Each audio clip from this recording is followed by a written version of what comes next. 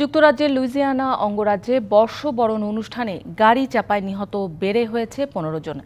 এ ঘটনায় আহত হয়েছেন আরও ৩৫ জন। বিবিসি বলছে, বুধবার সকালে অঙ্গরাজ্যটির নিউ অরলিন্স শহরে একটি পর্যটন এলাকায় মানুষের ভিড়ের মধ্যে গাড়ি উঠিয়ে দেওয়ার পর এ দুর্ঘটনা ঘটে। এরপর চালক লাফ দিয়ে নেমে একটি আগ্নেয়াস্ত্র দিয়ে গুলি বর্ষণ করেন। এ সময় পুলিশের সাথে পাল্টাপাল্টি গুলিতে নিহত হন হামলাকারী ওই ব্যক্তি। এরই মধ্যে হামলাকারীর পরিচয় শনাক্ত করেছে যুক্তরাষ্ট্রের federal bureau of investigation FBI। সংস্থাটি বলছে, তিনি শামসুদ্দিন জব্বার নামের ৪২ বছর বয়সী এক মার্কিন নাগরিক, যিনি পেশায় মার্কিন সেনাবাহিনীর সদস্য ছিলেন। FBI আরও জানায়, ওই গাড়িবহরটিতে জঙ্গি গোষ্ঠী IS-এর পতাকা পাওয়া গেছে। ঘটনাস্থল থেকে একটি ইম্প্রোভাইজড বিস্ফোরক ডিভাইস উদ্ধার করা হয়েছে। এদিকে এই ঘটনায় শোক প্রকাশ করেছেন মার্কিন প্রেসিডেন্ট জো বাইডেন। একই সাথে এই হত্যাকাণ্ডকে ঘৃণ্য কর্মকাণ্ড বলে মন্তব্য করেছেন তিনি।